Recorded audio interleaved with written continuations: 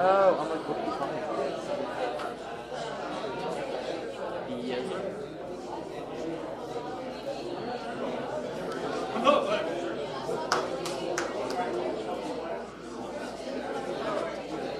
Oh, that's because of this one. You pushed it as far as you could, but the cap didn't stop it, so it's not at the same level.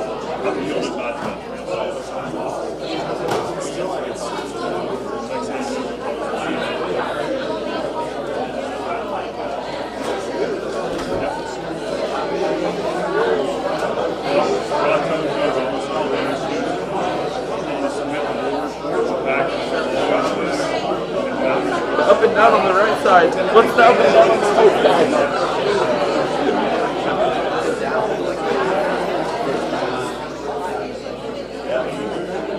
Oh, don't move.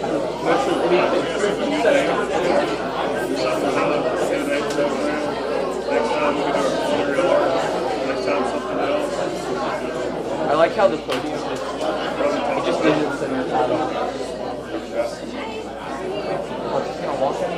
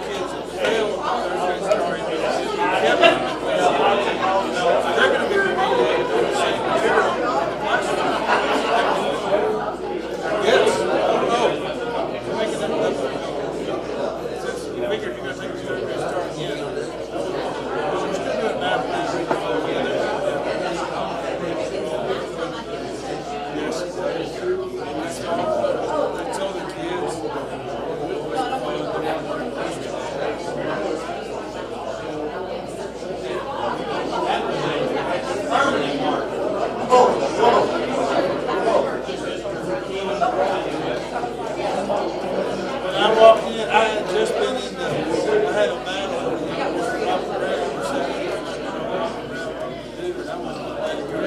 he was turning the lights off coming in. Y'all please stand for the pledge. We'll have our prayer. Pledge allegiance to the flag of the United States of America and to the republic for which it stands, one nation, under God, indivisible, with liberty and justice for all. Pray. Most kind and gracious Heavenly Father, thank you for another day. We thank you for the opportunity to serve you. Pray that we do so to the best of our ability. Pray, God, that we keep our priorities straight and keep you first. And we allow that to affect all of our actions and our attitude. God, help us as we discuss the business of this district. Help us to navigate these waters that are difficult at this time when it comes to COVID and other issues. God, we pray that you be with Pam Molden and her family and the loss of Annette McDonald, her mother. God, we pray that you help us to just be a light in this world. In your Son's precious name we pray. Amen. Thank you.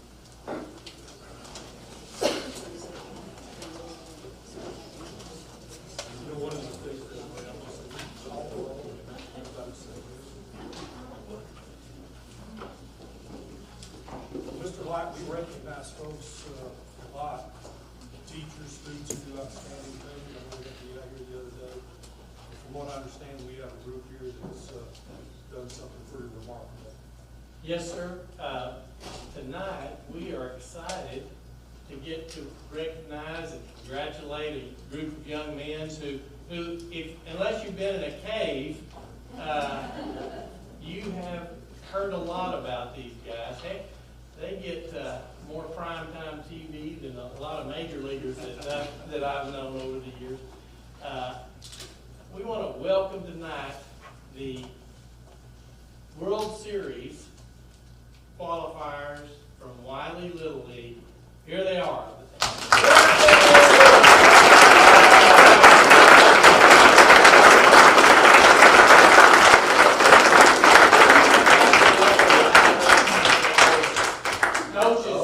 Coaches too. Yeah, you guys can't miss out a little on that.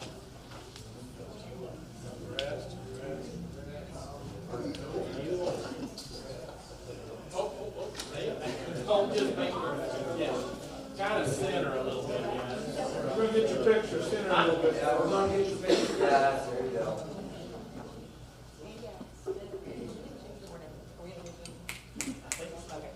Lady and Ella and the fellas. Ready? 1, 2, 3. I'm going more this way.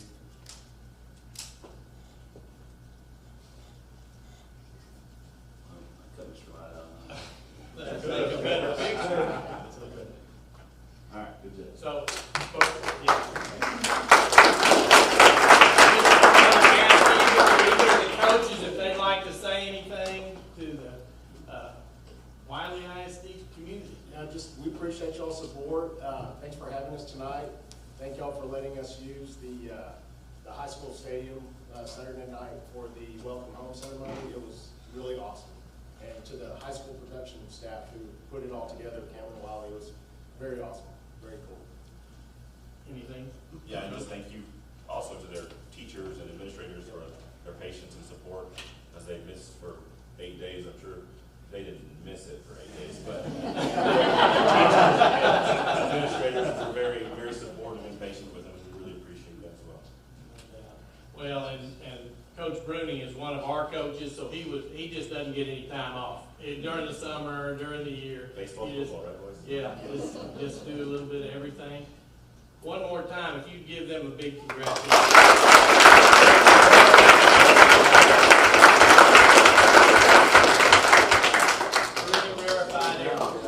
You know, another thing that amazes me, Abilene's had a lot of really great baseball teams over the years, and this is the first bunch from Abilene, Texas.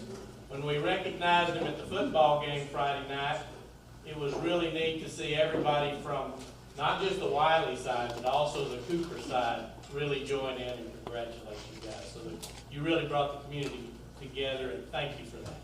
So, keep it up, guys. Thank you all. So I will say real quick, Reggie did it for me, but Mr. Holland in that production class, I mean, they made this video.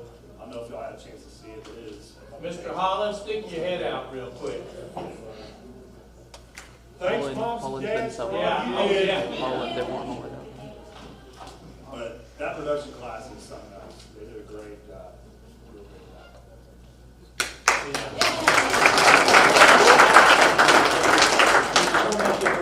Yeah, sorry. I'll show you some love. We're kind of on a delay in there on the YouTube page, so I heard it was just 10 seconds.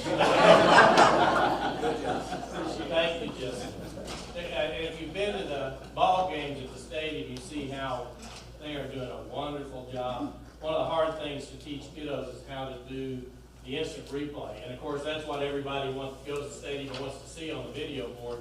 And we've struggled with that over the years. They are on top of it. They're doing a great job. Thank you. Well, welcome everybody. It's time for give the community an opportunity to share their thoughts with the board. It's an open forum. Remember, we cannot take action on anything that's not on the agenda, and it's not a question and answer, but it's your opportunity to share your thoughts with the board. We're going to ask you to limit your comments to 5 minutes. We want to be timely. The list is not quite as long as it's been. We want to welcome everybody who wants to share. And Ms. Saunders, we're going to start with you.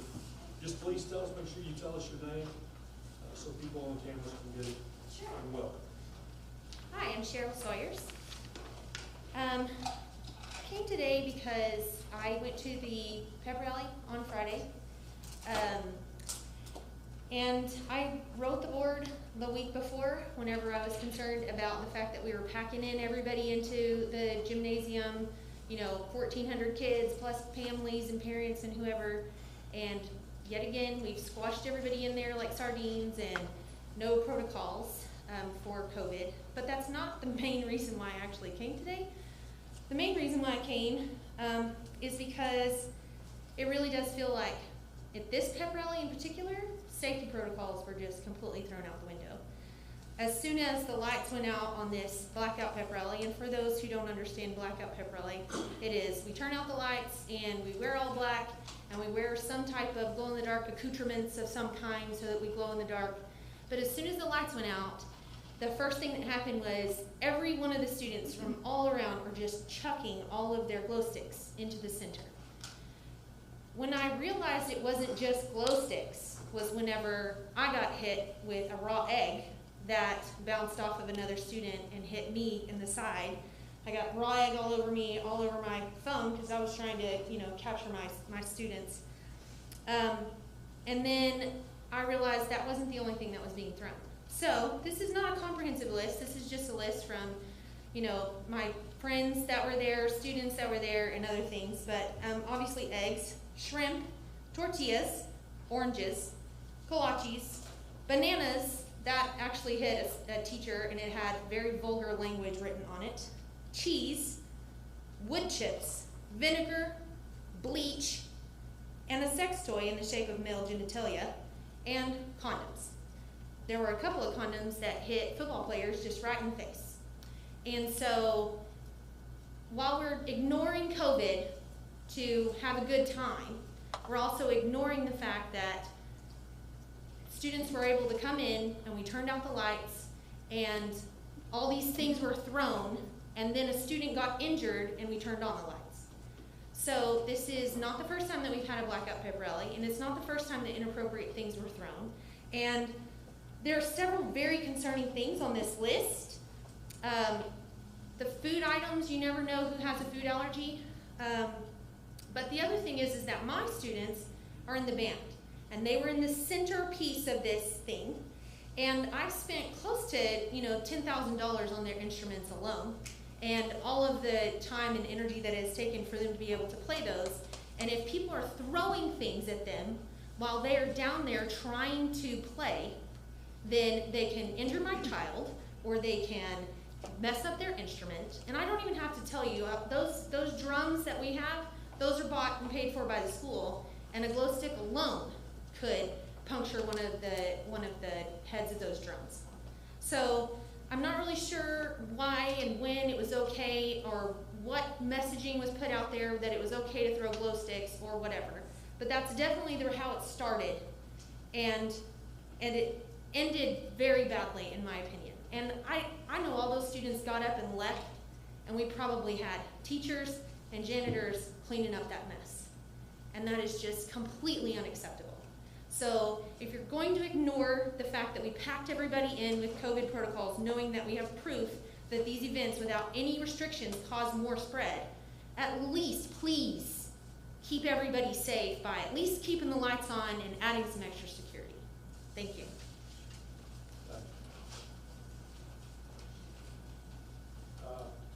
Ms. Elizabeth?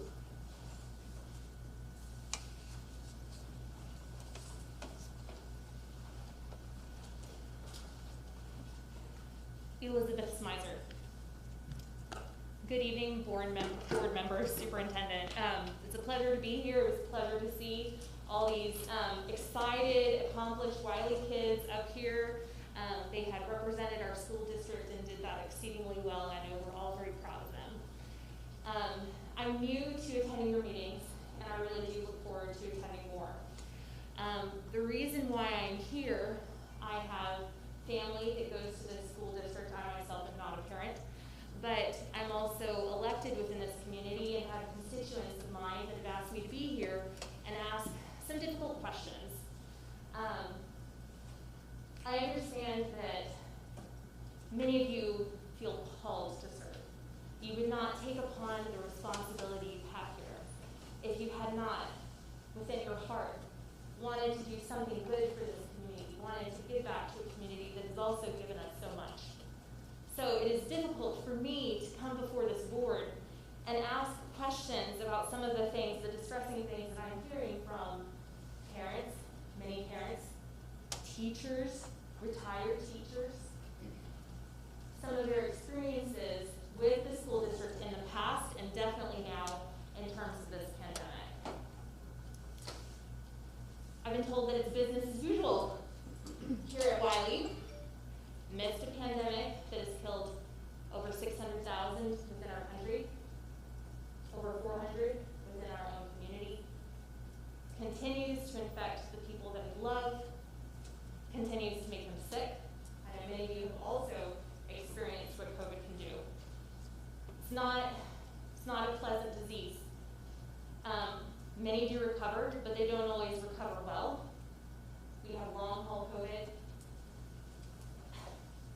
And it's really hard to understand why direction or the choice would be from this administration, from this school district, to conduct business as usual when in such a dangerous time, when children are in such a precarious position, where we have teachers across the country and in our state and even in our community that have died due to this pandemic.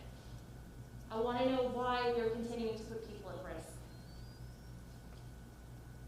A lot of people feel afraid to come and speak and voice their concerns for fear of retaliation.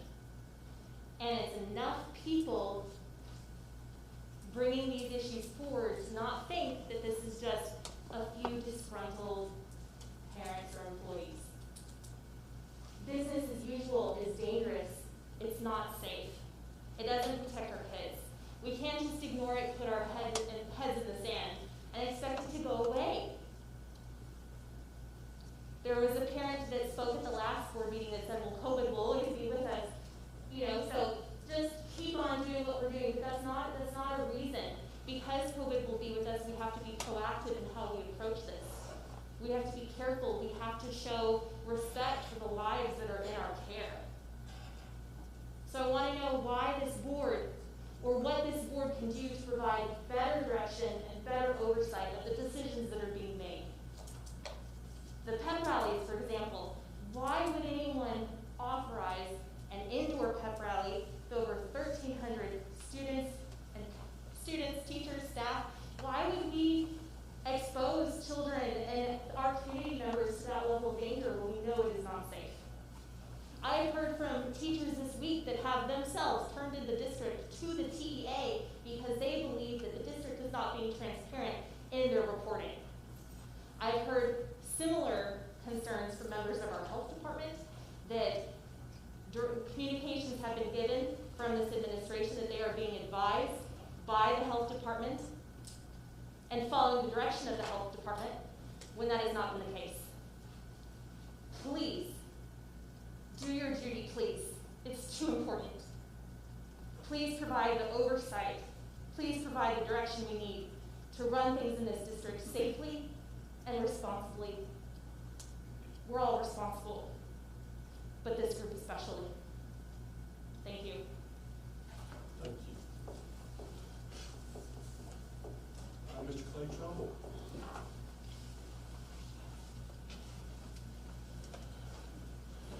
Good evening. My name is Clay Trumbull, and I've had the pleasure of speaking before the board again. Mr. Latt, Mr. Keenan, and board members, thank you. I'm here today as a concerned parent, taxpayer, and also as a board member of the Wylie Booster Club. Last week, our marketing department at the local employer that I work for received an email for an advertisement for a local advertising agency soliciting bids and advertisements for Wylie property. It had various things like scoreboard, fence, baseball, softball signage, and such. And the marketing lady was a little caught off guard. She knew she had always worked with me in the past and asked if something had changed. And I said I was not aware of anything. Part of that advertisement said there was a press box sign that had already been sold, 3 by 10, and then 2 play clock sponsorships on the football field, each for $5,000. And I was just curious, what is going on. I did reach out to Mr. Light and asked him. Made an open request act, and he was timely in his response, so I certainly appreciate that. And his quote, and I'm not going to mention the agency because I have no hard feelings towards the agency. There is no signed agreement at this time. There is intent working with the publishing company. The email that was sent out must have gone out prematurely. It's my understanding that if we do make an agreement with this agency and that we're in discussions, that we could give up possibly all of our property rights for everything that we have at the school district. I'm talking about fencing, I'm talking about walls, I'm talking about scoreboards, any and everything that the school district owns. Ag trailers, booster club trailers, band trailers, any and everything, if this agreement is fulfilled. It's some of the stuff that I've understood. Roughly, looking at the Taylor County Tax District, we have $120 million plus in real estate assets. It looks like we would be giving up those assets for this advertising agency if we enter into this agreement. Where does it stop? Does it stop with the All Sports Booster Club? Does it stop with band boosters? Does it stop with ag boosters? Does it stop with FCA? Does it stop with Project Graduation? How far are we going to possibly go? Are we going to start outsourcing the concession stand, the football game, that currently the band boosters does? Are we going to look at a third party to do that? It's just very concerning that I don't remember this ever being presented at the board.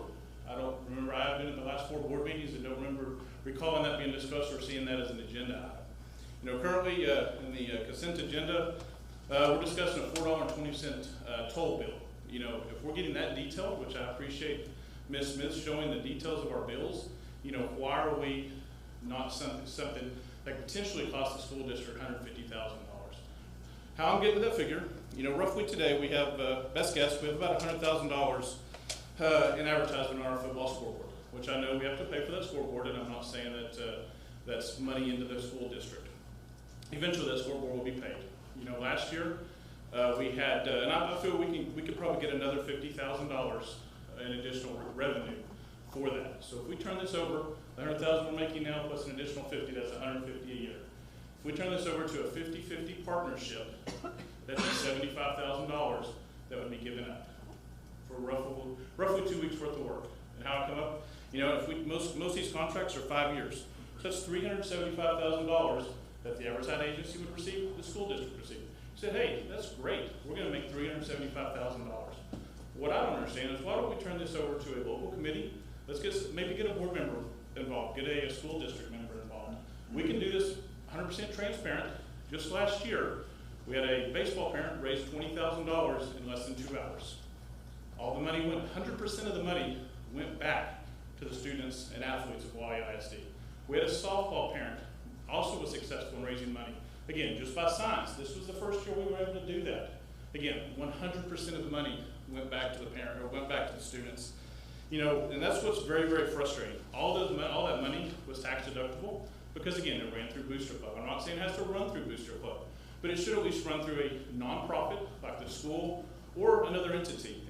If these funds are directed to an ad agency, those are no longer tax deductible for most businesses. And that's a big write-off for a lot of businesses, and I think that would deter several businesses. You know, the Little League kids were just in here. I know they raised over $40,000 right before they went to the Little League World Series. The Abilene community is great at giving money. You know, that they will bend over backwards to give money to Wylie. We have a lot of folks that have deep pockets and are very generous with their money. And so before we sign any agreement, please, please, please, I ask you, let's look at it. Let's make sure it's in the best interest of the school district and for our kids. You know, I know we don't always, sometimes we put the cart before the horse, but I really think we need to do a good job. And as a board, I think you're obligated to look at that. So I certainly want to be cognizant of my time. Looks like I'm over my time, Mr. White. But again, I want to thank y'all, and I appreciate it. Hope you consider my thoughts. Thank you, Clay. Let's see, Ms. Collins, Amy?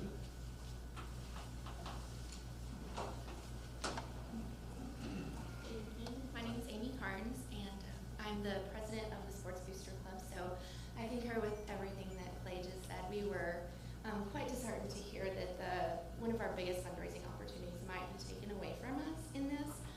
He mentioned the baseball and the softball team and what they were able to raise last year, and all of that money did go back to the kids. We were able to provide $17,000 in scholarships last year, and other programs that we do, such as the sports banquet and various other things, but not just the sports and our athletes.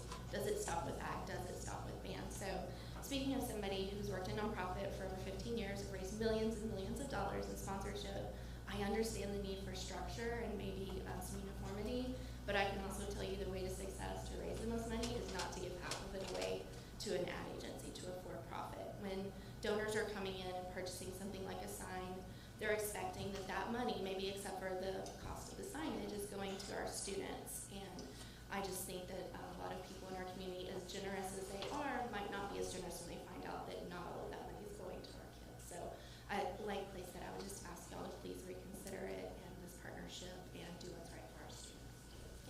Thanks.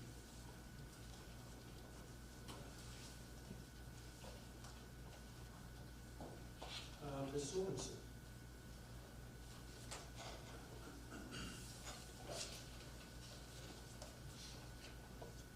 Good evening, board members and superintendent. It's a privilege to be here. My name is Jeannie Sorensen. My family moved to Abilene about 10 years ago, and we felt really blessed to have our kids in Wylie School District. We have 4 kids ranging from first grade up to senior, and again, we just felt very blessed. We know that Wylie administration and staff work very, very hard for the benefit of our students, and we're grateful for that.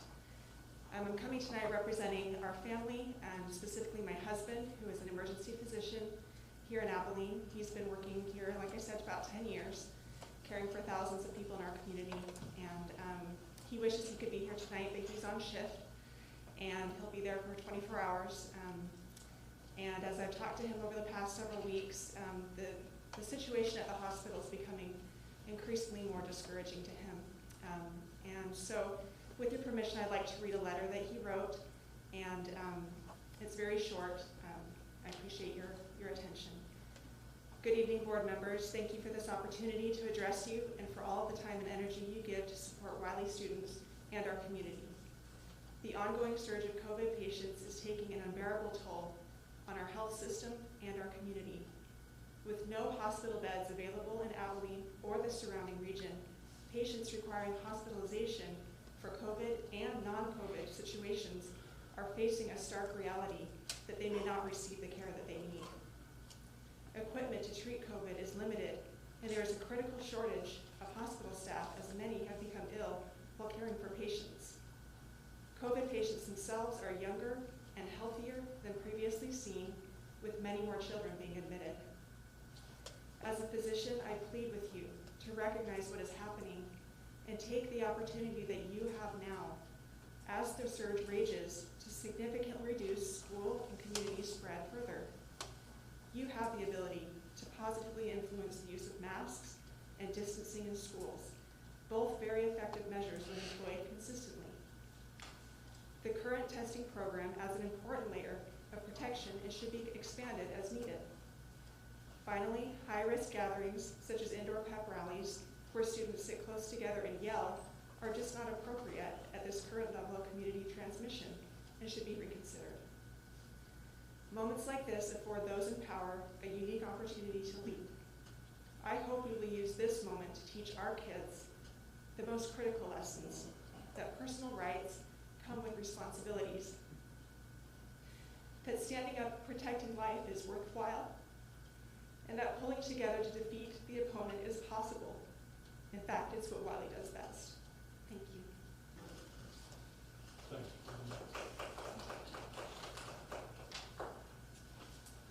Ms. Chandler.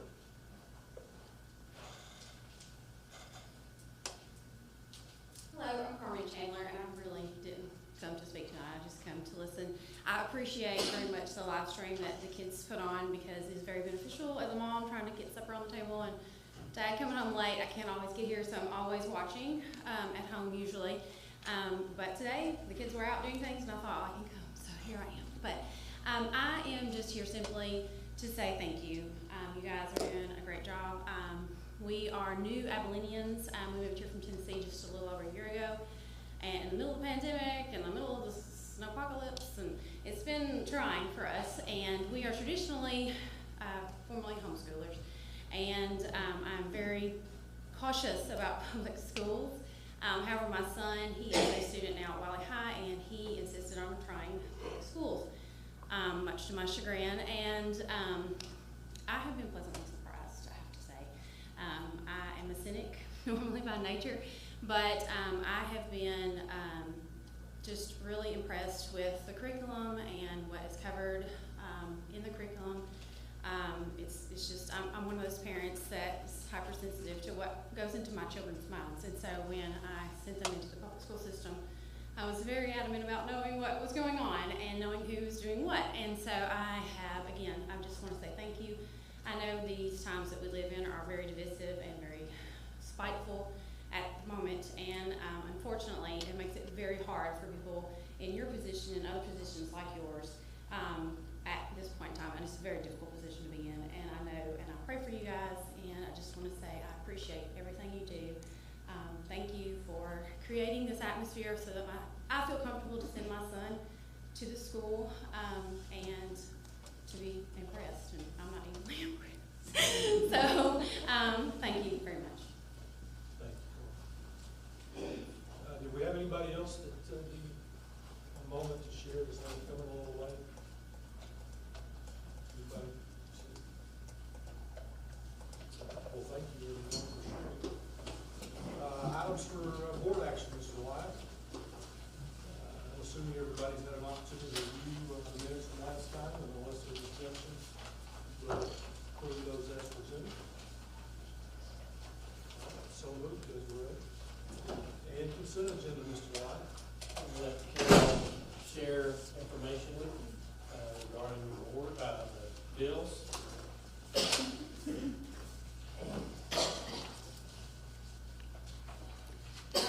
Okay, so this is kind of, these bills are pretty much wrapping up the end of August and all the things we did to get school ready and a lot of things that started school off, so. Just beginning on page 11. You know, we did get 2 portable buildings at the high school. Clinton Eaton, we paid $10,000 for the second portable building once it was delivered.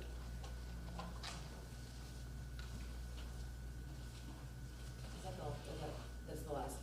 On that, yeah, we paid half earlier, and this is the second. And those are situated at the high school. There is a bill for infection controls on page 12, $20,000. That's where they come in and they spray all of our campuses with their misting and special treatment.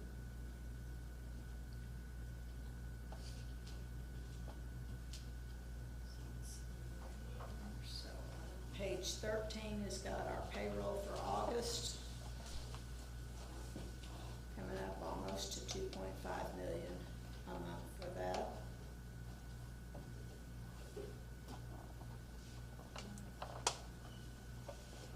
Power School Group, $11,000. That's one of the things that the demographer does some analytics for, help us keep track of where we're at with certain things.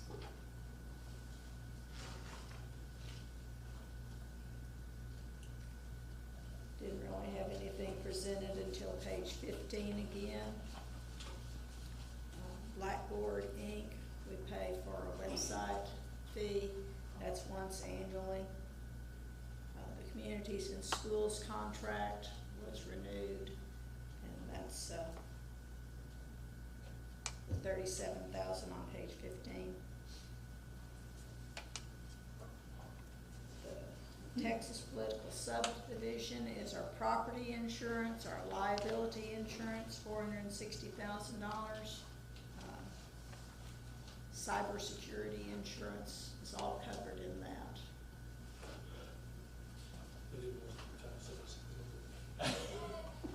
Started on September 1 with COVID, so actually we once approved, we set that pretty quick, so, for September.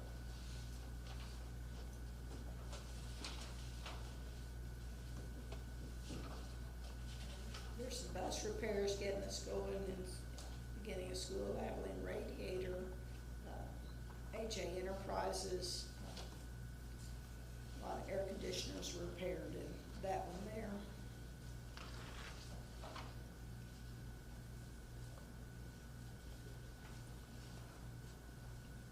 Page 16, there's a company called Edgenuity, $21,000. They have digital libraries for several of the licenses have to do with reading and student instruction. Page 17 has got the Kibler bill. The $1.2 million is two different invoices, one for phase 1 and one for phase 2 for intermediate construction. I did want to mention on Labatt Food Service, this is just an example of how high our food costs have gone, $129,000. That's our start of school cost. Last year was $70,000. And I'm still hearing from the cafeteria director, they're having trouble getting things delivered on certain items they're not even able to get in stock. So that's just the world that we're living in right now, is the supply chain is short. So will the amount that we get, will it cover? I mean, Well, in the the first reporting that we did for the revenue from the state for the school lunch program, that was just, those 10 days that we met in August was like $120,000. So it was up considerably from what we normally get. So I talked to Christy Landeros, who's in charge of our cafeteria's food service. And she said this year, or let me back up, the end of last year, she really made a push for everybody to be sure to use everything in the freezers. Occasionally, we don't do as good a job of cleaning out all the food items that we've got towards the end of the year. She said they did a great job. So we really were starting from ground zero. And of course, we talked about the increase in food prices. That was one of the things we mentioned in the last one. The one thing that is also included there, now not everything comes through them, but also a lot of the a la carte items come in through Labatt. And so what that $126,000 doesn't show is any a la carte revenue. So we really think we're going to be really close once it's all the bookkeeping on this $129,000. we won't have to pull a lot Well, again, we are still, In our I think first the month, jury so is we're still out. kind of I mean, things. we know we generated a whole lot more through the reimbursement process, and I talked to several of the principals, and they said the first day or two there was still I guess you would say, lack of understanding that the meals on the train line there's no cost to them. And after several days, that traffic in that line picked up. As a matter of fact, one campus, that line has grown significantly, and so I didn't ask about breakfast. How's Ours, everything's double. I think it's pretty much from like lunch line to breakfast line. I think everything's double from last year. If not a little more than double, but definitely is double. And of course, that stretches our cafeteria staff. It's a lot of work, and they are pulling it off, I think, for the most part. Good question. So moving on down the line a little bit, Midway Plumbing, $24,000. That included gas tests for all of our campuses that were required to do. And they have to look at every meter, and if there's any leak, then there's Every 2 additional years, cost. the state requirement, all school districts that use natural gas have a gas test on all their facilities. A stadium, that's it.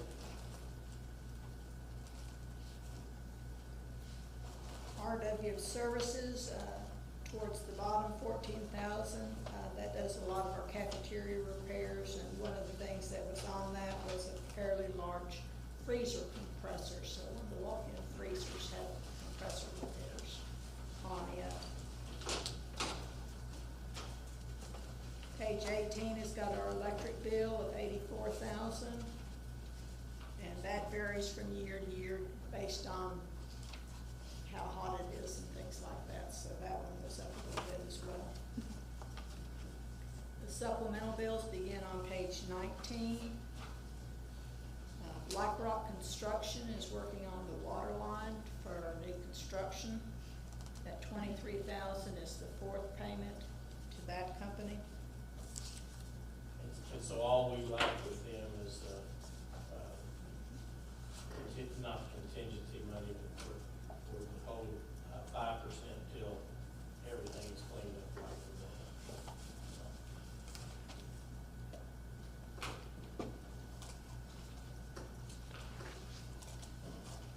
That's my explanation of the bills. If there's anything else that you have a question on in there. That germ deal, how often are the cases for? 3 times a year. 3 times a year? 90-day residual on the product. Of course, they come in and we test all their surfaces, all their high-touch surfaces before doing an application. We have normal cleaning also. True. So we use that data to come back and see that our custodial staff are, we're using the right product correctly, if we're cleaning those areas too. That we also clean equipment when they come in, turf in the doghouse, all of our football equipment was done at the first of August, et cetera. Volleyball, everything's cleaned, all the mats, balls, everything, helmets, are disinfected. So the readings, we also can do that internally, but they have a really big workforce that come in, and they don't only just apply, they hand scrub everything, all touch surfaces, every desktop, everything's hand washed, and then disinfected and applied on that. In my opinion, it's been well worth it. I had a kid get sick a few years, one of my stepson gets sick a few years with the dog. We think maybe the dog house. But the good thing about germ blasts is they'll identify where the problem may be and they'll really attack it. We came back and reapplied, we kept treating until staff, we have staff and things like that. Test again, cleaned up, so it's, to my knowledge, it's been really good. Less kids can get sick.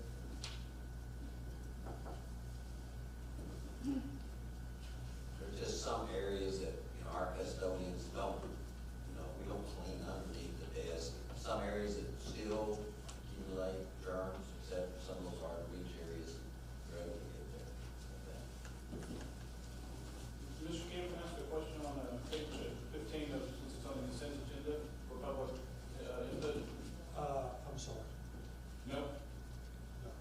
This is not a question and answer period. It is, since this is public on the agenda, can't ask a question? It It's not public comment, and it's not a question and answer period. If you have a question, if you send it to Mr. Wyatt, I'll make sure he gets it answered for you. Thank you. And I'll also ask him to put it in the board letter, so that we'll all have it, so it becomes public record. Yes, sir. Thank you.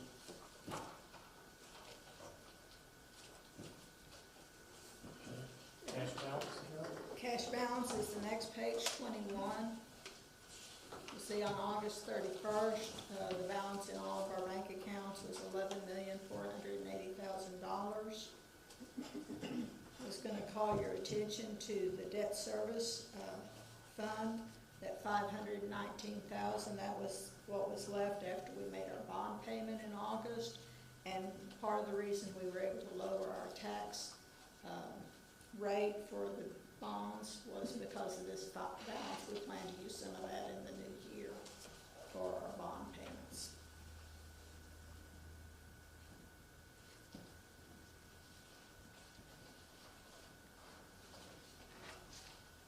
The next page is the revenue report.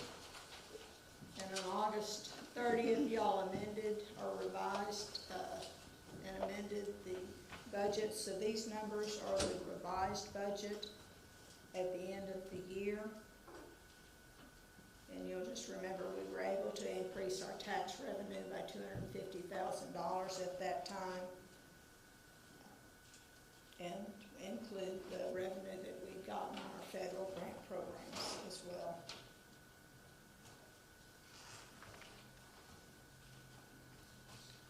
And the page after that is the expense report, same information. It is the amended budget that we are presenting that y'all adopted on August 30th, where we increased instruction by $1.4 million, and the other large increases in our construction account.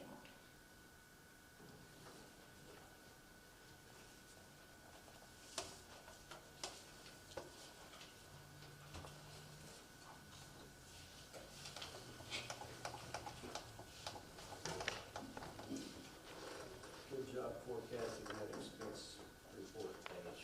Right on.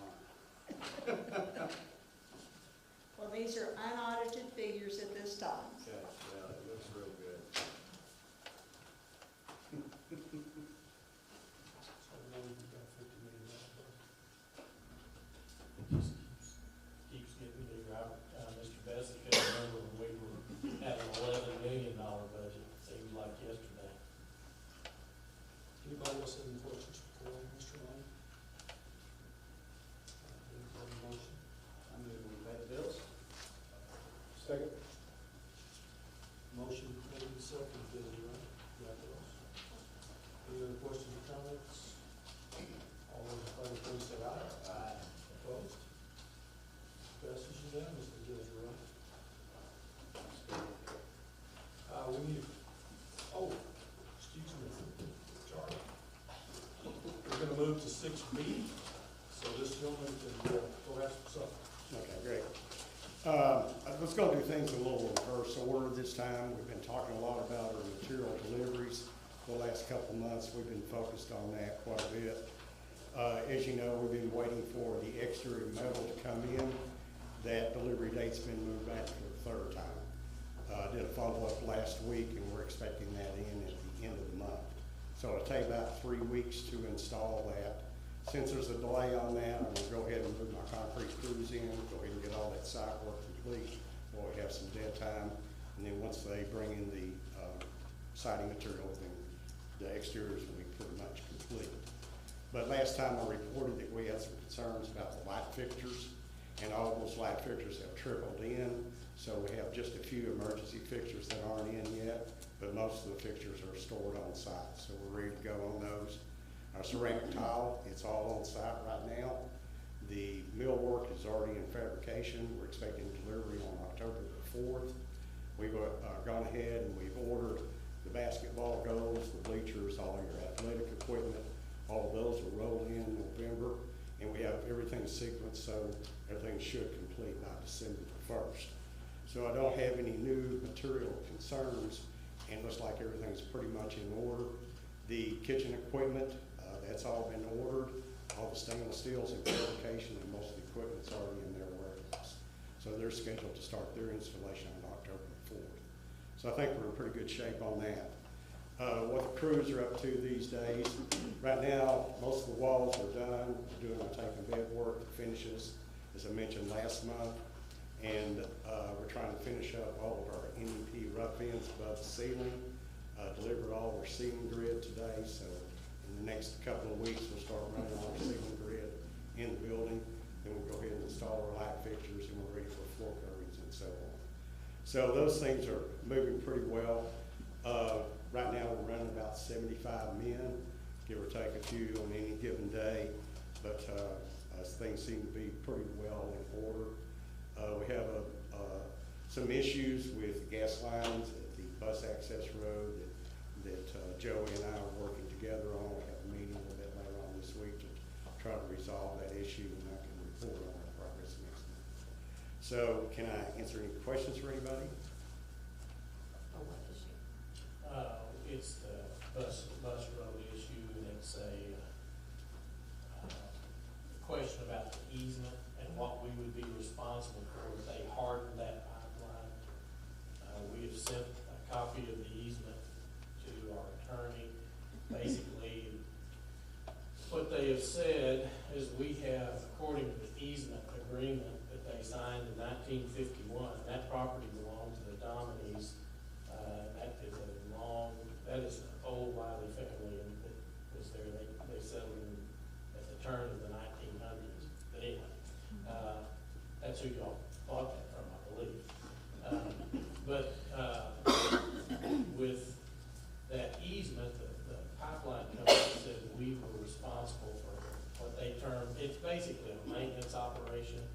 And the engineers have said they have a plan basically to disperse, I guess, the amount of weight by adding 3 feet of road materials. That's correct. And the engineers have signed off on that, so we're just trying to get the pipeline companies and our attorney reading from the same page. So We're trying to figure out who's responsible. yes, there's a $51,000 cost that they have attached to what they call hardening that pipeline, and nowhere in that easement does it say that we're called the grantees, and they're the grantors. The grantee is not responsible for any maintenance of the pipeline, so they could, if they wanted to come in and do it after we build the road and they tear up the road to get to it, there's even, the way you read that is they'd be responsible for any damage they did to the surface area. We're trying to get that resolved, put to bed, before we do anything else. We're gonna meet with the representative from the pipeline company on Wednesday. And our excavation crews are pretty much done out there. All the equipment's there, so once we can clear this hurdle, we can go ahead and proceed with the road. I would imagine it'd take about a month to get the road in. We do have some concerns about the chip seal that goes in. We can only do that during warmer times of the year. If we get into a bind, we could possibly do that later on, and you could use it with just road base on there for a temporary basis. But anyway, like I said, this key is to overcome these issues with the pipeline operators, and then we can move forward with it. So. The interesting thing is we had it rectified early on in the project. We received that extra materials, road materials on it. That was the direction they gave us, and they come up within probably 4 weeks. Yeah, and then time to drop the green flag and everything, they say, oh, wait a minute. Yeah, by the time we're ready to put that road in. That's right. Then they say, wait, we think you need to do this. So, once you get attorneys involved, it slows down. So things have slowed down. Yeah, so hopefully we'll be able to overcome that this week. Yeah, but we want it to be safe. There's no doubt about it, and that's what the engineers will determine. So can I answer any more questions? Thank you, Charles. Appreciate it. All right, Mr. White, resolution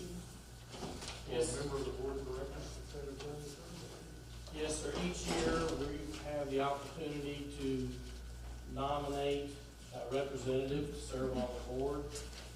Cecil Davis, who is served at Wylie ISD as a superintendent from 1989 to 2000, has been serving on that board for us.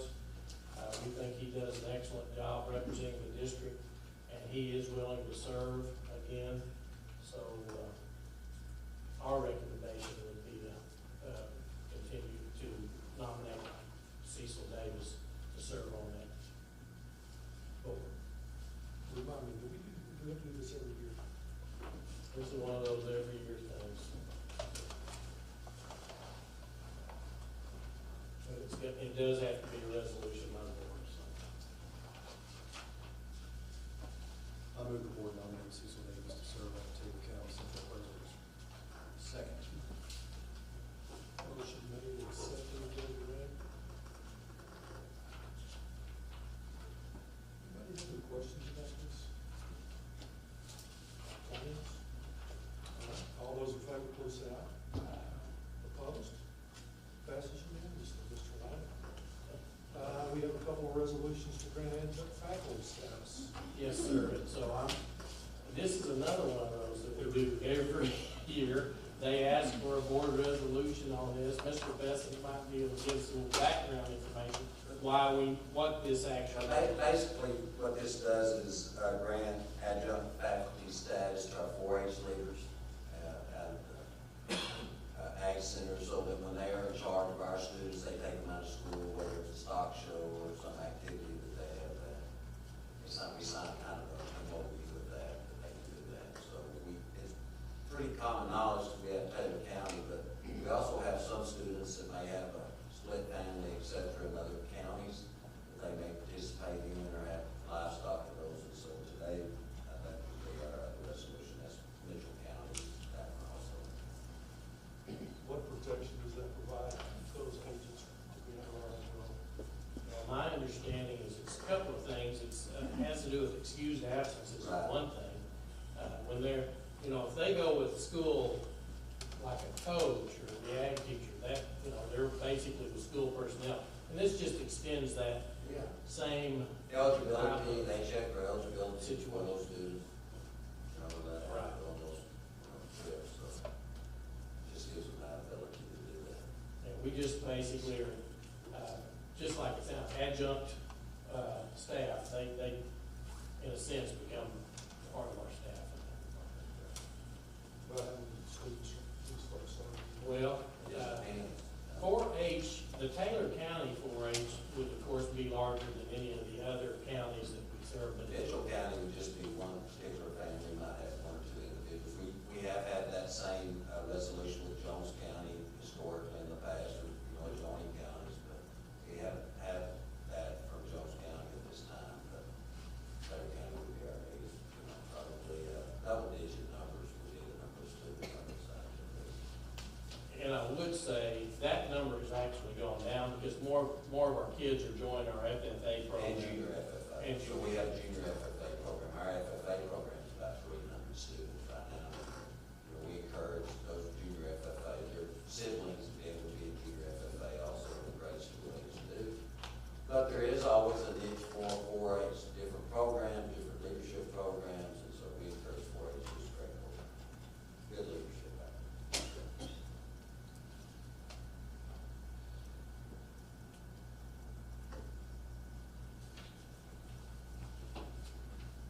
We've been doing this every year. Many years. Many years. Many years. Can't remember when we started. Haven't had a problem.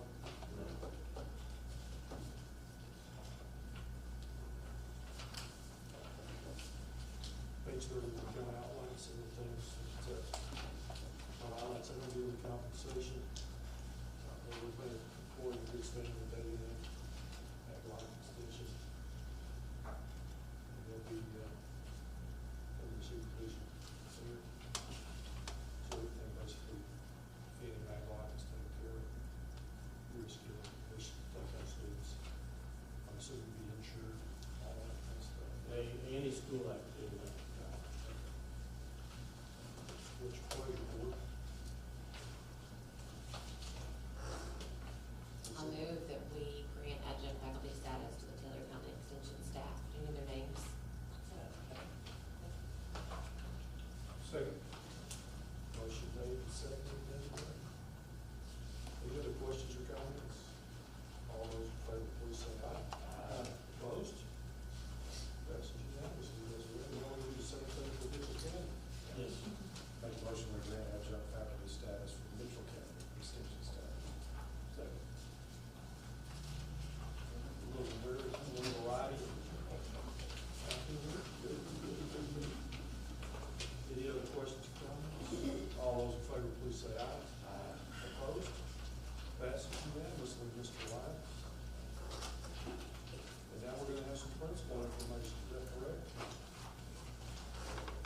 Ramsey, please. A for effort. All right. I'm going to come to talk to you about Wylie West Junior High. Just kind of, you have the report, hopefully. I'm just going to go over a few highlighted areas. Our total total student body is currently 873 students. That's 5th through 8th grade.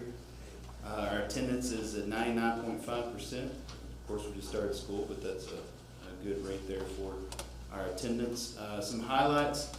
Kindness Club had their first yearly meeting to go over basic initiatives of things to do for the school year. We had around 80 students show up for the Kindness Club first year meeting. Thought it was awesome.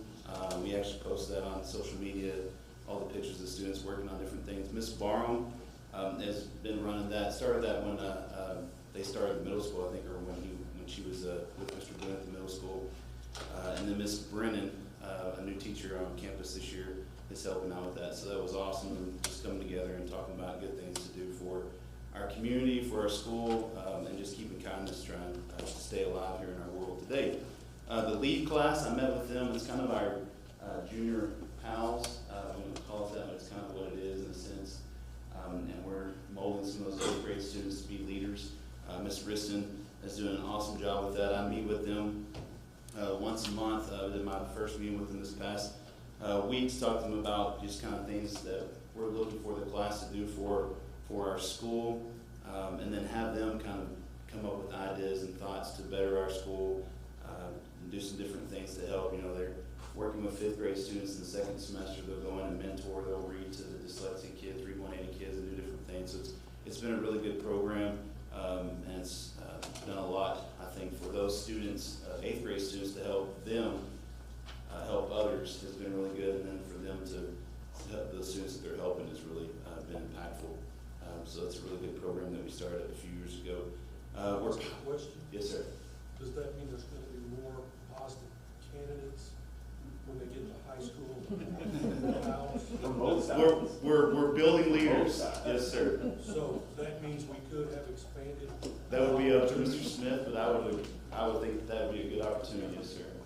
Okay, I appreciate you guys. Could be 100.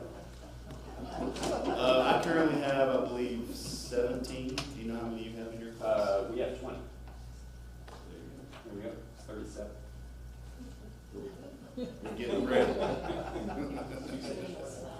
And again, Miss Riston is an amazing teacher. If you have, I mean, you come and watch her. It's awesome what she does for the students and the relationship she builds with them. We're piloting a class this year, multimedia.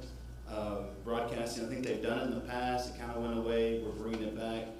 Miss Hurst came to me over the last school year, and we kind of been talking about this class, and so we're working really hard on creating this class and creating young multimedia students for the high school.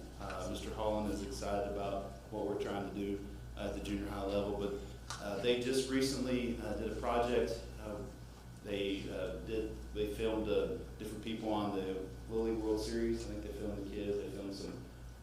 They filmed me, some different things about how that meant to our community. Had to turn those in, and then the best one is going to get posted on our website. And so we're working on. They're going to do some podcasting. They're working on our website. Just doing a bunch of different things through that multimedia class. I think it's going to be really good once we get it going. To better our school and our school communication and ideas through there. Football, volleyball, all going on strong. Theater, actually it started auditions for senior and junior, and then we actually did Miss Bearden's idea. I won't take credit for it, but last week she did a sub appreciation, went around and did a little sign and gave out some sodas and candy and stuff to our sub that were on our campus for the day, and just appreciating them. And being there and what they're doing. We have a sub that's been on our campus a lot since the school started, Miss Hill. She's like 73 years old, and she's awesome. She's just always very happy and very excited to be here. I think she was at the intermediate today, Phil. I don't know where Phil went. I think she was on his campus today. She actually showed up at our campus and was like, oh, gotta go to the intermediate today. But just appreciative of our subs. With COVID and different things going on, it's really important to have subs, and that has been a challenge, but the ones we've had have been awesome and amazing to be there and help out. And then FCA, I made a miss. It should be August, not September. I apologize. We started August 27th with FCA meetings. Any questions about that? You can follow us on social media. Hashtag Go West, Best in the West. Thank you, Mr. Anthony. Yes, we do. Actually, our first meet was this. I didn't put that on there. I apologize. Our first meet was this weekend. It was Saturday. There's actually pictures of that on our social media as well. What is that hashtag? Go West, Best in the West. He needs help. Oh, what is the hashtag?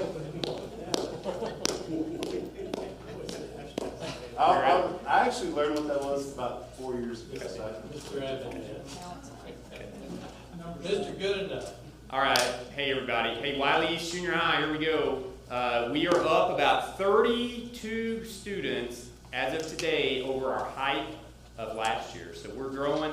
If you've been out there, you see all the houses going in, and it's exciting every time we get a new Bulldog on our campus. One of the things that we were charged with in the off season was to grow our band and choir, and so our 6th graders this year, they got to choose whether they want to be in band or choir. They're going to get a little music education this year. We currently have 107 6th graders in band, and we have 49 6th graders in choir. And just to give you a little look at what's happening above in choir, our 7th and 8th grade total, they're only 21. And so we think this is going to jumpstart the choir. We also have a new choir instructor this year, but I also think is going to jumpstart our choir. So we're super excited about that. On Friday, we had a Dias Airman on campus, and he spoke to some classes about 9/11. It was pretty inspiring to listen to him, to speak to the kids. Also, some of our ELA classes that day, they did some rhetorical analysis of 9/11 speeches, which I thought was really a neat thing. And you know, when you think about that, 20 years ago, not only were the students not born, but a lot of my staff were in elementary school. So even our staff is 20 years later not as familiar as some of us old timers would think. So it was a neat day on campus on Friday. We have started what we call the AOK 100 Club this year. It's an act of kindness club, and if staff members catch students being kind to someone else on campus, they give them a coupon, they write their name on it, and it comes down, and we have a chart that has 100 slots in it. And once a line is filled either horizontally or vertically, all those are taken out. Everybody gets a prize when you come down with it. But when those 10 are filled, the student, we have a drawing, and the student gets a T-shirt. Those T-shirts that they get are one of a kind. The only kids that have that particular T-shirt is if you're in the AOK club. So it's kind of cool, and we cheer for the kids when they come down, and a lot of times they put it immediately on, and they're really proud. So it's been a neat thing that we've started this year.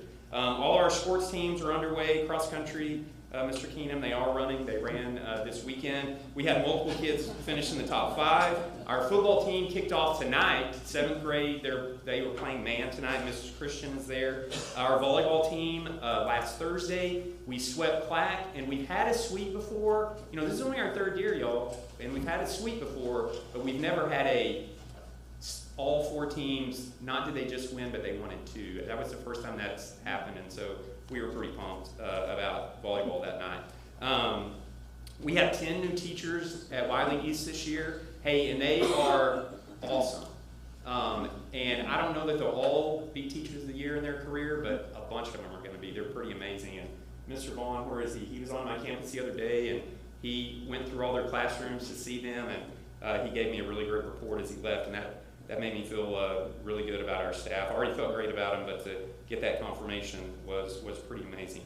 There was a big United Way campaign. It became a competition among the campuses, and I was really proud of my staff. 77% of them made a donation to United Way, so that was kind of a highlight for our staff as well. In front of you, there are 3 things in front of you. The first thing, it's a copy of our Standards of Excellence. If you ever wonder what Wylie East Junior High is about, that's what we're about. That's what our staff tries to live out each and every day. There are 21 items on there, and hey, and one of them is if you make a mistake, fix it fast, and admit it and fix it fast. Hey, we're not perfect, but but we try to do the best we can every day, and that's our list, that's our standard of excellence. The other two things you'll find, you have a t-shirt, it's our Wylie East Junior High t-shirt for the year. On the back is our hashtag #OneBigFamily.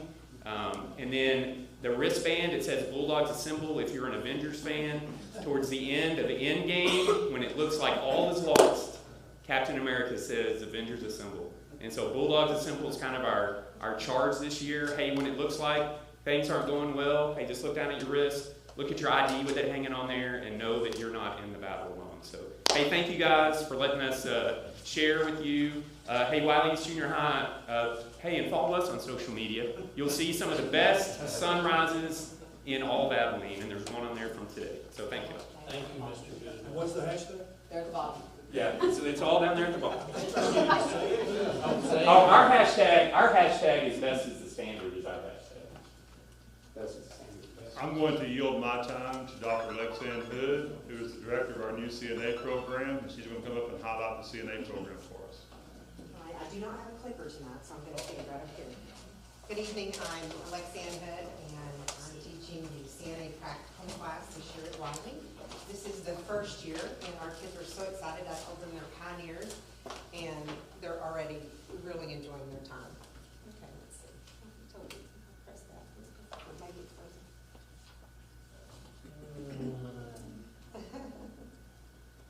Mr. Holland? Call him It Mr. was Holland. working before the. Always works on practice, doesn't it? It worked when I practiced. I know There you go. I didn't hit You were it. just too nice. Okay. Students can enter our program in either the 9th grade or the 10th grade. And these are some prerequisites that they need. Principles of health science and medical terminology, they can enter in the 9th grade or 10th grade if they don't find out about us until the 10th grade. 10th and 11th grade, they take health science theory. And then in the 11th and 12th grade, they take CNA practicum. You And might they tell take what CNA stands for. certified nursing assistant. Sometimes they call it certified nursing aide. Those are interchangeable. And our kids will take the test in May, and before they graduate from Wylie High School, will be certified in nursing assistant. I'm not going to read all of these because we don't have enough time, but to prepare students to become certified nurse aides with the knowledge, skills, and abilities essential for the provision of basic care to residents in long-term care facilities. That kind of sums up all of the objectives in that one sentence. You can read through the others. So the course objectives are here. To function effectively as a member of the healthcare team, and we've talked a lot about that in the last week. Even though they are a CNA, they are a part of that healthcare team, and the resident is the center of that care. They're certified in first aid and CPR for healthcare professionals. We talk a lot about Alzheimer's, dementia. We talk a lot about diabetes and heart disease because those are conditions that they will see when we move to clinicals. It's 100 hours total of training. 60 of those hours are in clinicals, and the remaining 40 are in classroom instruction. Again, the state exam will be in May of 2022. We are partnering with Windcrest Health and Rehabilitation. You may know where that is, on Hospital Road, Hendricks South. And that's where we will complete our 60 hours of clinicals. Amy Austin is the director there. We will work under her and their DON, Director of Nursing. And our students are really excited. We start on September 28th. Again, that just gives us more hands-on experience. We are in class for 90 minutes. So I have 10 kids in one class for 90 minutes, 10 kids in another class for 90 minutes. So it's a block. They get 2 class periods, and that really helps out with classroom instruction and also learning our skills that are required. Each student that passes the state licensure exam will bring additional funding for our CTE program at Wylie High School, and that's really exciting. Windcrest charged me with making sure that the students, before they came September 28th, knew these basic skills that I'm going to show you. And the first one is personal protection equipment, which we've all become familiar with. And that was the day Mr. Smith jumped in that picture. And making an occupied bed and making an unoccupied bed. and they're doing really well with that. I did volunteer to be the patient here. We're going to volunteer at 2 p.m. when we don't have class up there. Teach your chemistry at that time. Their scrubs came in last week and they're really excited. And their name tags. This group here, all 10 are present in that picture, so you might recognize some of those faces. And this was the day of the Blackout Pep Rally, so you may see some glitter that they won't have on when we're doing clinicals. And 2 people are missing in this picture. It was taken last Friday, and so we have 9 in that class, so a total of 19 students. We are hoping and praying to pass the exam, and I'm confident that they will. They're already showing a lot of promise.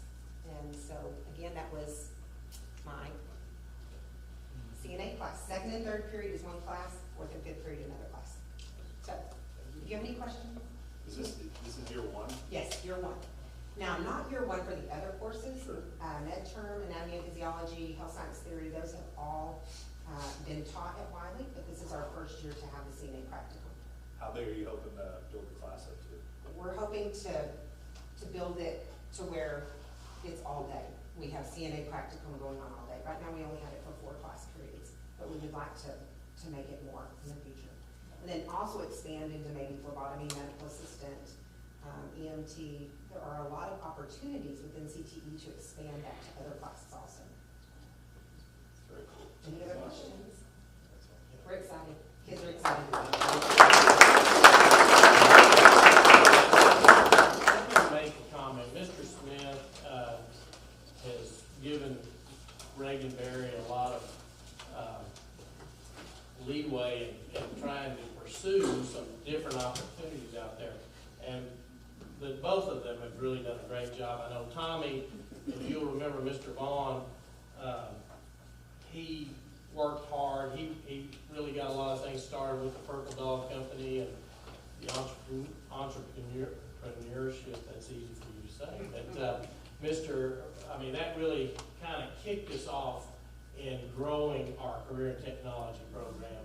And Rome wasn't built in a day, but they are laying the groundwork for some really good opportunities for our kids. So I'm proud of what they've done. This was 2 years in the making as far as the prerequisites and so forth. And Dr. Hood is a licensed chiropractor, and you have to have so many hours in the field to be able to teach this course. And so we were very blessed to be able to have her and also Donna Lang, who's a registered nurse on our campus, that they can help us with some of these courses. Thank you, Mr. Smith. Good job. Any other questions? All right, we talked about construction tasks in Dallas. Yes, sir. We 11 days away till the TASB conference, and September 24th through the 26th, we'll be staying at the Hyatt Regency. We want to do some verification of something. Everybody registered with Chris. I just want to confirm that has come up in your schedule. That Friday night is homecoming. We make Chris hold the golden mic at Bulldog Stadium, and then some people expect him to preach on Sunday, otherwise we get him there. It'll be a good opportunity. I think Brad and Cameron is the delegate, and you're the alternate. Y'all got some information tonight in regard to that. So I would just encourage those of you who are going to be able to be there to attend as many sessions as you can, because not just for the information given at that session, but to interact with other board members, other district administrators, and it's a good opportunity to network and learn from each other. So that's all I have on that, Mr. Any other questions? Information about the travel and all that. We will be sending out in the board letter, your expenses are paid for on that, and we will try to, since there's going to be several that can't be there till Saturday night, we'll try to get an opportunity to have a group meal.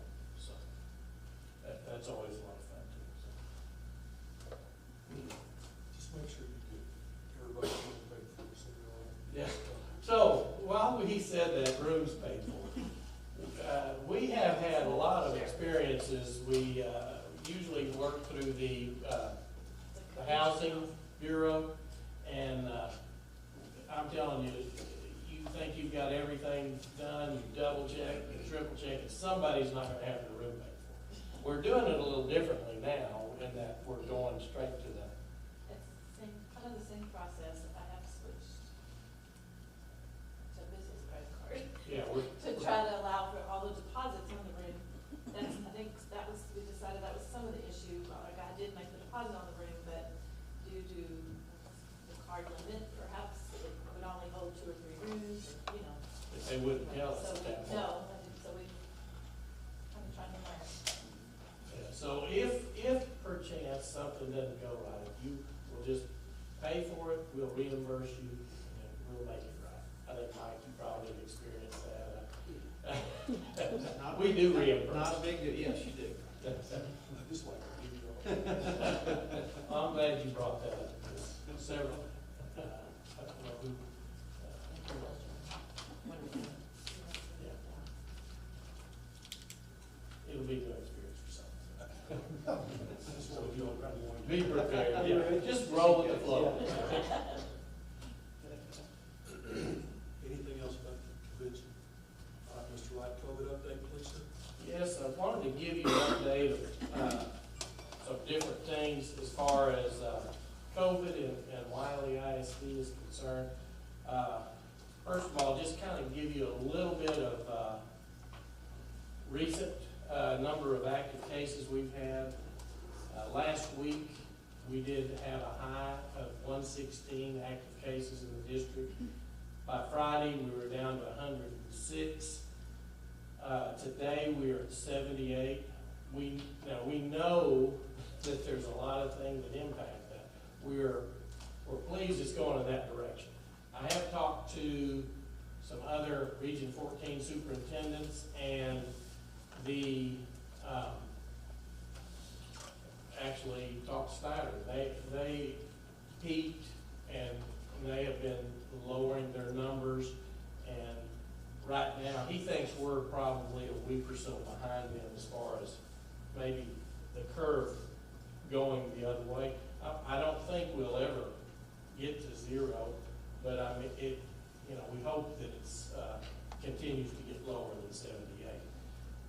Some encouraging news, yes, all of our hospitals, we're in a 16-county region that the Reporter News gives information on. So some of this, I'm quoting on this from the Reporter News. In that 16-county region, they reported today that all inpatients are adults. That's good news for school-age kids. And the inpatients that they've seen have gone down from Friday 182 to Sunday to 171. So that's not as big a drop as we saw in the active cases we had, but again, hoping for a trend in a good direction. Also, just to keep us aware of exactly Texas is as far as schools and the direction we're receiving in regard to COVID. If you remember at our last meeting, we reported to you that the Texas Supreme Court sided with the governor in their last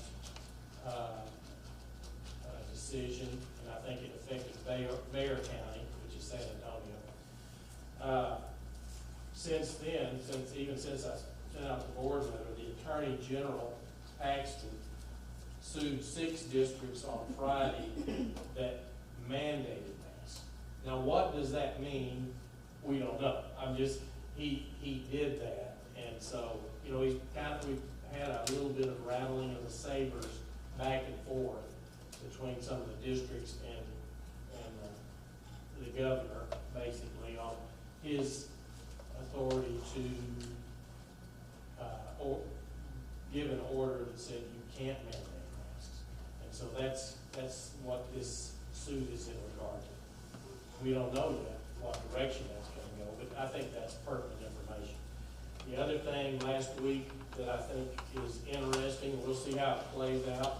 President Biden, of course, mandated, or the picture changed in that, you know, they're talking about mandating vaccinations for employees. You know, one of the things, again, this just happened, so Texas Education Agency hadn't had a chance to digest and put something out in regard to that. I think the governor has said that he said that we aren't gonna be mandating vaccinations. Am I wrong on that, Mr. Besson? I think he's made that statement. Yeah, I don't know if he's issued an order, so let me just say. No that. order, just a statement. And so, you know, it just continues to be some sandy ground that we're on. You know, you wake up and things change, you get thrown a new situation. And, you know, this is, I think this is the first time federal government has stepped in with any declaration like that. I mean, they generally make recommendations. And so, that's where we are. We'll continue to monitor the situation, and we hope and pray that the number of cases in the district and the surrounding counties continues to go down. Anybody have any question on any of that? I know I asked you a while ago in regards to that new TEA policy that came out in terms of communication for active cases. Right. Is there any new, like, can you explain that a little bit more in detail? Yeah, and so there's a lot of logistics involved in that. It took us a little bit of time to figure out exactly how to communicate that and maintain the integrity. I would say HIPAA, but HIPAA doesn't really apply. It's more FERPA, and so if you had one person in a room that wasn't there, and you said, well, Mr. Wylie's class has one person that has COVID. Well, you know, it's pretty easy to figure out. But I would say Mr. Besson has done a lot of research on this area, and we have struggled with how people want to know, and we're wanting to give them information that we can give them in a way that everybody's still protected. So about Thursday of last week, or? So, it's all really boils down to FERPA, and so indirect or direct, and so I think we're pretty clear on what we're doing now. We solved the prop issue, 4th grade and below, it's a little easier with the homeroom class and that, but the logistics of a secondary schedule and being able to do that in a day's time, you have notifications every day, we tried to, they worked for several days with using Skyward to see how they could logistically find out. You gotta find out who's in that class, what students, who would you be notifying in that class. And we haven't solved that problem yet. Brady Berry, Mr. Light, they've all been working on it, so. Along with our nurse and Jackie, because it's. We work on COVID every day, I can assure you that. If you're in our safety and security meeting today, you know that's what we do. We track, we trace. I will say that we've expanded our testing options. We're testing at the campus, the parking lot, at the Performing Arts Center. You know, we're trying to encourage and educate our staff and our students. Don't come to school if you have signs or symptoms. You know, we have a test available that you don't have to get in the general population, even if it's strep or flu or anything else. We just think that can help us number-wise. And then, of course, if you have close contact with our staff, we have that available too, every other day testing. We make it so, we want to make it easy and accessible so that it's not time out of their day. That's the biggest problem is people, they're all in a crunch for time to get to school, so the faster we can do that, the more convenient we think people will take advantage of it. Because by nature, teachers want to come to school and work. You know, if they have a sore throat, a runny nose, a scratch, whatever, they're going to come to work. That's just what they do. They want to teach their children. And so we're telling them, when you have those things, we need to test you before you do that. We need to make sure you don't have COVID. And so that's a tough thing, because they want to tough it out. That's just by nature, that's what they do. Bus drivers, everybody does that. So we're saying, whoa, let's get you before you get here, before you get in general population, let's make sure. And it takes personnel, it takes organization, but we're working real hard. We had about 3,000 tests 2 weeks ago brought in. Now the states decided they might not can handle the testing supply business, and so they're going to go to private vendors. They're going to pay for it, but now we're going to have an MOU with another vendor out there, and the state government pays for that on the side. That'll be another issue, how we order our tests and get them in, but working on that. So, any questions? And we have visited with the principals, and they're making, there's an effort to make sure every classroom has masks in them, so if a kiddo Hand sanitizer. yeah, they have hand sanitizer, and they're still cleaning. We're cleaning like crazy. But if they ask for one in the classroom, the teacher will be able to get it for them, or be able to ask, if they give them all out, and then they, we've got them in the office, so. I was going to say, it's a roundabout way of saying thank you, but I was sitting at a safety meeting today, and obviously most of y'all probably know, like, COVID is obviously a big deal. I mean, if you don't know, it hit me hard. I mean, a lot of us. I was in oxygen for 5 months, so it's not something that obviously we all take lightly. And every night when we go to bed, we pray for our teachers, and we pray for our administrators, and we pray for our students. And every night, it hits hard. What can we do? What can we do? And I know all of y'all do, and I know he does, and I know you do. And when I sat in that safety meeting and heard you say that 5 in the mornings you sit for 5 to 6 hours just working on COVID, in addition to everything else that you do, I can't thank the teachers, and those are my babies that go to school every day, that I know that y'all are working hard to protect. And that's a lot that you do for, like I said, for 5 or 6 hours just to go to COVID, and then in addition to the many other jobs that you all have. And so I was blown away when you said that at the safety meeting, that everything that you do on a day-to-day basis, and that our teachers do. So thank y'all. And I would say this, like I said a minute ago, it's continually changing. About a week and a half ago, I guess, Jackie got out this new dashboard. She had gone and learned how to do this. I think that's a big improvement over the information that we had previously had on our dashboard. So, yes, there's people all over the place trying to, we want to do better, we want to stay within our boundaries. We don't want to overreach, but we are, I will say, Mr. Bessett's done an excellent job, but it is a team effort. The nurse has done a great job, and so thank you for that. And I know we'll continue to do that. I asked him if he had a home the other night. No. He goes to. If you're awake to hear your phone ding at about 2:15, it's Mr. Bessett.